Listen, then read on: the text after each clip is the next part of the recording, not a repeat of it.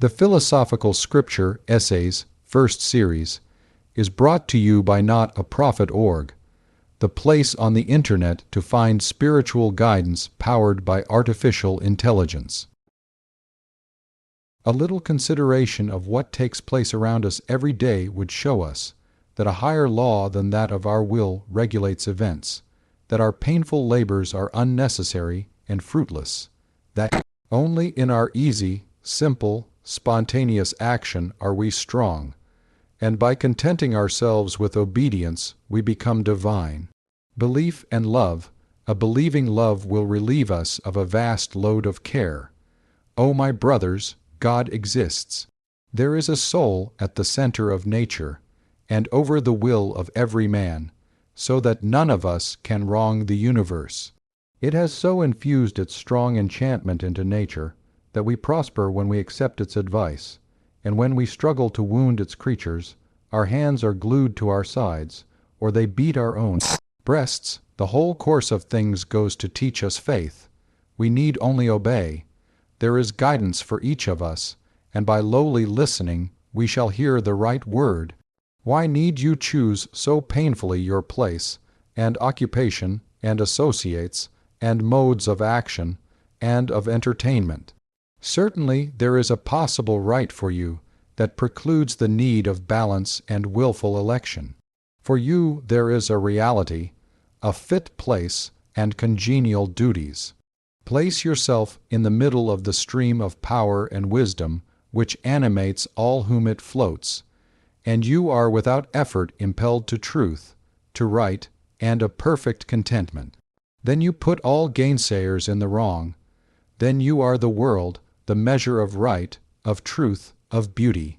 If we will not be marked lots with our miserable interferences, the work, the society, letters, arts, science, religion of men would go on far better than now, and the heaven predicted from beginning of the world, and still predicted from the bottom of the heart, would organize itself, as do now the rose, and the air, and the sun. I say, do not choose, but that is a figure of speech by which I would distinguish what is commonly called choice among men, and which is a partial act, the choice of the hands, of the eyes, of the appetites, and not a whole act of the man. But that which I call right or goodness is the choice of my constitution, and that which I call heaven, and inwardly aspire after, is the state or circumstance desirable to my constitution, and the action which I in all my years tend to do is the work for my faculties. We must hold a man amenable to reason for the choice of his daily craft or profession. It is not an excuse any longer for his deeds that they are the custom of his trade. What business has he with an evil trade? Has he not a calling in his character? Each man has his own vocation. The talent is the call. There is one direction in which all space is open to him. He has faculties silently inviting him thither to endless exertion. He is like a ship in a river. He runs against obstructions on every side but one. On that side all obstruction is taken away, and he sweeps serenely over a deepening channel into an infinite sea.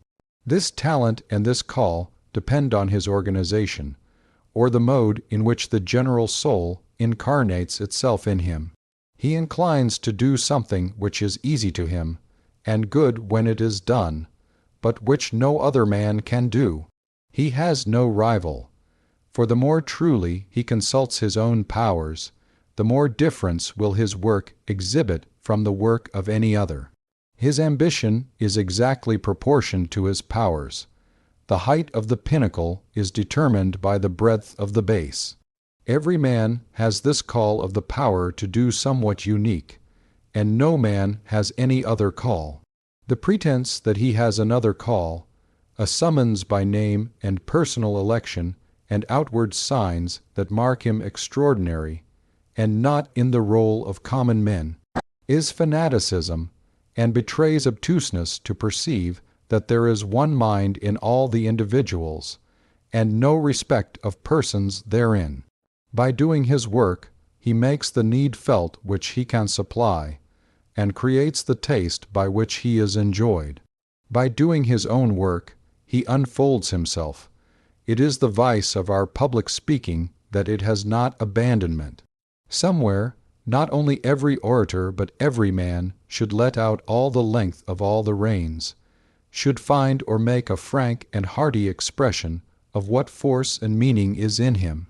The common experience is that the man fits himself as well as he can to the customary details of that work or trade he falls into, and tends it as a dog turns a spit.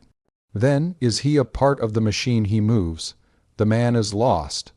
Until he can manage to communicate himself to others in his full stature and proportion, he does not yet find his vocation. He must find in that an outlet for his character, so that he may justify his work to their eyes. If the labor is mean, let him by his thinking and character make it liberal.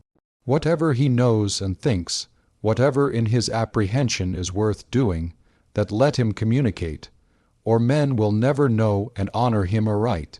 Foolish, whenever you take the meanness and formality of that thing you do, instead of converting it into the obedient spiracle of your character and aims.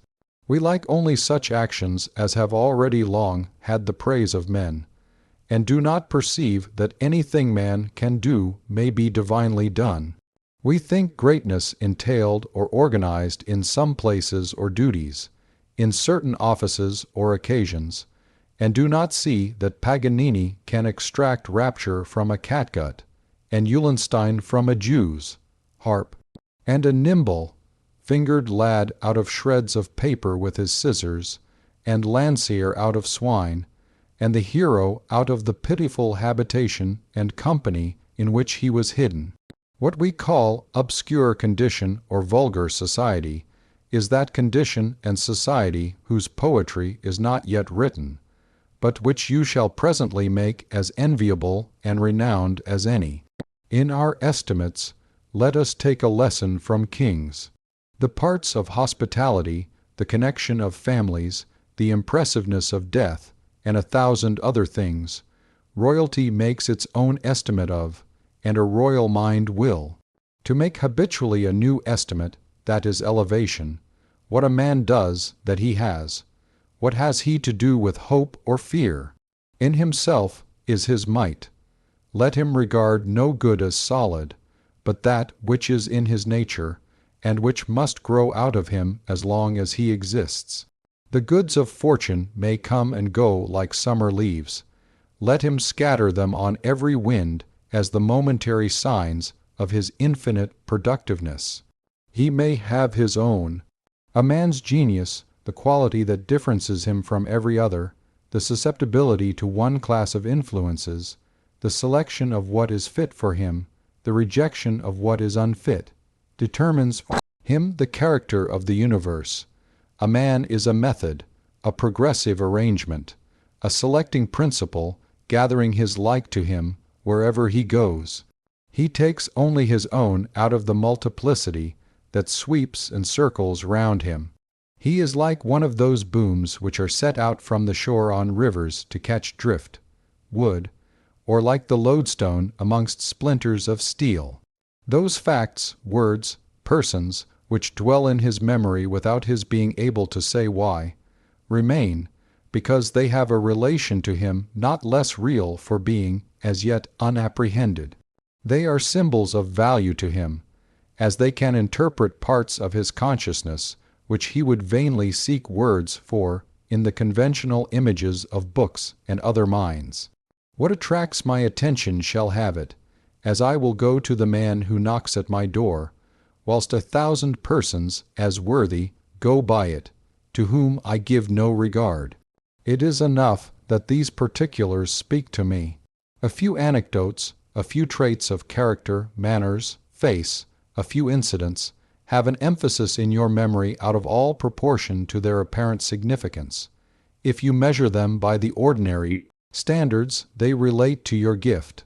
Let them have their weight, and do not reject them, and cast about for illustration and facts more usual in literature. What your heart thinks great is great. The soul's emphasis is always right. Over all things that are agreeable to his nature and genius, the man has the highest right. Everywhere he may take what belongs to his spiritual estate, nor can he take anything else, though all doors were open, nor can all the force of men hinder him from taking so much. It is vain to attempt to keep a secret from one who has a right to know it. It will tell itself. That mood into which a friend can bring us is his dominion over us. To the thoughts of that state of mind he has a right. All the secrets of that state of mind he can compel. This is a law which statesmen use in practice. All the terrors of the French Republic, which held Austria in awe, were unable to command her diplomacy. But Napoleon sent to Vienna M. de Narbonne, one of the old noblesse, with the morals, manners, and name of that interest, saying that it was indispensable to send to the old aristocracy of Europe men of the same connection, which, in fact, constitutes a sort of Freemasonry. M. de Narbonne, in less than a fortnight, penetrated all the secrets of the imperial cabinet. Nothing seems so easy as to speak and to be understood. Yet a man may come to find that the strongest of defenses and of ties, that he has been understood, and he who has received an opinion may come to find it the most inconvenient of bonds. If a teacher have any opinion which he wishes to conceal, his pupils will become as fully indoctrinated into that as into any which he publishes. If you pour water into a vessel twisted into coils and angles, it is vain to say, I will pour it only into this or that. It will find its level in all. Men feel and act the consequences of your doctrine without being able to show how they follow. Show us an arc of the curve, and a good mathematician will find out the whole figure. We are always reasoning from the seen to the unseen. Hence the perfect intelligence that subsists between wise men of remote ages. A man cannot bury his meanings so deep in his book, but time and like-minded men will find them. Plato had a secret doctrine, had he. What secret can he conceal from the eyes of Bacon, of Montaigne, of Kant? Therefore, Aristotle said of his works, they are published and not published. No man can learn what he has not preparation for learning, however near to his eyes is the object. A chemist may tell his most precious secrets to a carpenter, and he shall be never the wiser. The secrets he would not utter to a chemist for an estate. God screens us evermore from premature ideas. Our eyes are holden that we cannot see things that stare us in the face, until the hour arrives when the mind is ripened. Then we behold them, and the time when we saw them not is like a dream. Not in nature, but in man is all the beauty and worth he sees. The world is very empty, and is indebted to this gilding, exalting soul for all its pride. Earth fills her lap with splendors, not her own. The vale of Tempe, Tivoli, and Rome are earth and water, rocks and sky. There are as good earth and water in 1,000 places, yet how unaffecting. People are not the better for the sun and moon, the horizon and the trees, as it is not observed that the keepers of Roman galleries, or the valets of painters, have any elevation of thought, or that librarians are wiser men than others. There are graces in the demeanor of a polished and noble person, which are lost upon the eye of a churl. These are like the stars whose light has not yet reached us. He may see what he maketh. Our dreams are the sequel of our waking knowledge. The visions of the night bear some proportion to the visions of the day. Hideous dreams are exaggerations of the sins of the day. We see our evil affections embodied in bad physiognomies. On the Alps, the traveler sometimes beholds his own shadow magnified to a giant, so that every gesture of his hand is terrific. "My children," said an old man to his boys, scared by a figure in the dark entry, "my children, you will never see anything worse than yourselves. As in dreams, so in the scarcely less fluid events of the world, every man sees himself in colossal, without knowing that it is himself. The good, compared to the evil which he sees, is as his own good to his own evil. Every quality of his mind is magnified in someone acquaintance, and every emotion of his heart in someone. He is like a quincunx of trees, which counts 5 east, west, north, or south, or an initial, medial, and terminal acrostic. And why not? He cleaves to one person and avoids another, according to their likeness or unlikeness to himself, truly seeking himself in his associates, and moreover in his trade, and habits, and gestures, and meats, and drinks, and comes at last to be faithfully represented by every view you take of his circumstances. He may read what he writes. What can we see or acquire but what we are? You have observed a skilful man reading Virgil. Well, that author is 1,000 books to 1,000 persons. Take the book into your 2 hands and read your eyes out. You will never find what I find. If any ingenious reader would have a monopoly of the wisdom or delight he gets, he is as secure now the book is Englished, as if it were imprisoned in the Pelus tongue. It is with a good book as it is with good company. Introduce a base person among gentlemen, it is all to no purpose. He is not their fellow. Every society protects itself. The company is perfectly safe, and he is not one of them, though his body is in the room. What avails it to fight with the eternal laws of mind, which adjust the relation of all persons to each other, by the mathematical measure of their havings and beings? Gertrude is enamored of Guy. How high, how aristocratic, how Roman his mien and manners! To live with him were life indeed, and no purchase is too great, and heaven and earth are moved to that end. Well, Gertrude has Guy, but what now avails how high, how aristocratic, how Roman his mien and manners, if his heart and aims are in the Senate, in the theatre, and in the billiard room, and she has no aims, no conversation, that can enchant her graceful lord? He shall have his own society. We can love nothing but nature. The most wonderful talents, the most meritorious exertions, really avail very little with us. But nearness or likeness of nature, how beautiful is the ease of its victory! Persons approach us famous for their beauty, for their accomplishments, worthy of all wonder for their charms and gifts.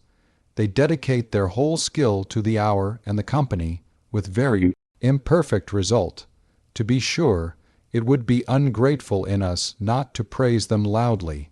Then, when all is done, a person of related mind, a brother or sister by nature, comes to us so softly and easily, so nearly and intimately, as if it were the blood in our proper veins, that we feel as if someone was gone, instead of another having come. We are utterly relieved and refreshed. It is a sort of joyful solitude. We foolishly think in our days of sin that we must court friends by compliance to the customs of society, to its dress, its breeding, and its estimates.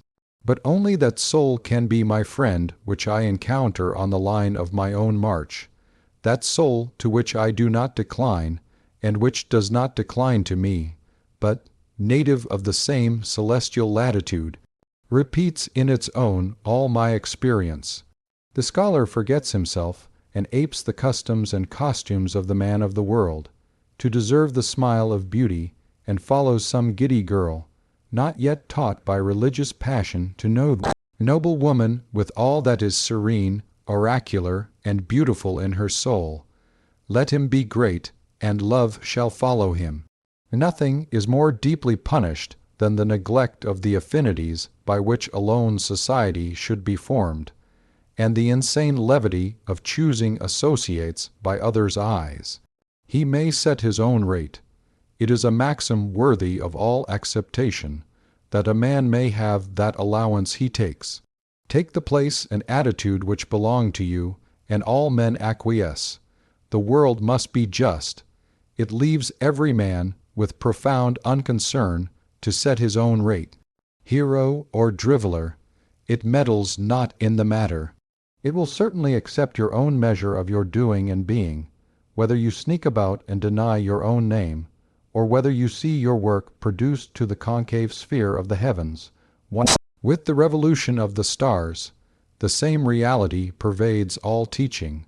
The man may teach by doing, and not otherwise. If he can communicate himself, he can teach, but not by words. He teaches who gives, and he learns who receives. There is no teaching until the pupil is brought into the same state or principle in which you are. A transfusion takes place. He is you, and you are he. Then is a teaching, and by no unfriendly chance or bad company can he ever quite lose the benefit. But your propositions run out of one ear as they ran in at the other. We see it advertised that Mr. Grand will deliver an oration on the 4th of July, and Mr. Hand before the Mechanics' Association, and we do not go thither, because we know that these gentlemen will not communicate their own character and experience to the company. If we had reason to expect such a confidence, we should go through all inconvenience and opposition. The sick would be carried in litters, but a public oration is an escapade, a non-committal, an apology, a gag, and not a communication, not a speech, not a man. A like nemesis presides over all intellectual works. We have yet to learn that the thing uttered in words is not therefore affirmed. It must affirm itself, or no forms of logic or of oath can give it evidence. The sentence must also contain its own apology for being spoken. The effect of any writing on the public mind is mathematically measurable by its depth of thought. How much water does it draw? If it awaken you to think, if it lift you from your feet with the great voice of eloquence, then the effect is to be wide, slow, permanent, over the minds of men. If the pages instruct you not, they will die like flies in the hour. The way to speak and write what shall not go out of fashion is, to speak and write sincerely. The argument which has not power to reach my own practice, I may well doubt, will fail to reach yours. But take Sidney's maxim, look in thy heart and write. He that writes to himself writes to an eternal public. That statement only is fit to be made public, which you have come at in attempting to satisfy your own curiosity. The writer who takes his subject from his ear and not from his heart should know that he has lost as much as he seems to have gained, and when the empty book has gathered all its praise, and half the people say, "What poetry! What genius!" it still needs fuel to make fire. That only profits which is profitable. Life alone can impart life, and though we should burst, we can only be valued as we make ourselves valuable. There is no luck in literary reputation. They who make up the final verdict upon every book are not the partial and noisy readers of the hour when it appears, but a court as of angels, a public not to be bribed, not to be entreated, and not to be overawed, decides upon every man's title to fame. Only those books come down which deserve to last. Gilt edges, vellum and morocco, and presentation. Copies to all the libraries will not preserve a book in circulation beyond its intrinsic date. It must go with all Walpole's noble and royal authors to its fate. Blackmore, Kotzebue, or Pollock may endure for a night, but Moses and Homer stand forever. There are not in the world at any one time more than a dozen persons who read and understand Plato, never enough to pay for an edition of his works, yet to every generation these come duly down, for the sake of those few persons, as if God brought them in his hand. No book, said Bentley, was ever written down by any but itself. The permanence of all books is fixed by no effort friendly or hostile, but by their own specific gravity, or the intrinsic importance of their contents to the constant mind of man. "Do not trouble yourself too much about the light on your statue," said Michelangelo to the young sculptor. "The light of the public square will test its value." In like manner, the effect of every action is measured by the depth of the sentiment from which it proceeds. The great man knew not that he was great. It took a century or two for that fact to appear. What he did because he must. It was the most natural thing in the world, and grew out of the circumstances of the moment. But now everything he did, even to the lifting of his finger or the eating of bread, looks large, all related, and is called an institution. These are the demonstrations in a few particulars of the genius of nature. They show the direction of the stream. But the stream is blood, every drop is alive. Truth has not single victories. All things are its organs, not only dust and stones, but errors and lies. The laws of disease, physicians say, are as beautiful as the laws of health. Our philosophy is affirmative and readily accepts the testimony of negative facts, as every shadow points to the sun. By a divine necessity, every fact in nature is constrained to offer its testimony. Human character evermore publishes itself.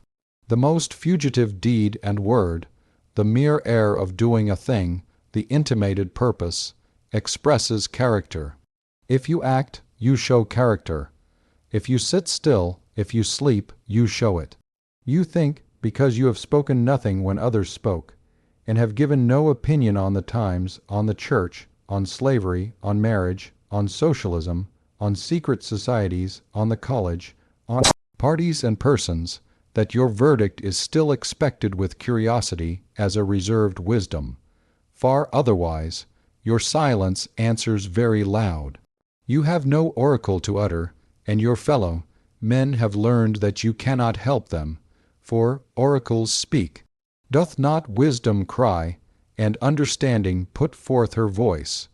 Dreadful limits are set in nature to the powers of dissimulation. Truth tyrannizes over the unwilling members of the body. Faces never lie, it is said. No man need be deceived who will study the changes of expression. When a man speaks the truth in the spirit of truth, his eye is as clear as the heavens. When he has base ends and speaks falsely, the eye is muddy and sometimes a squint.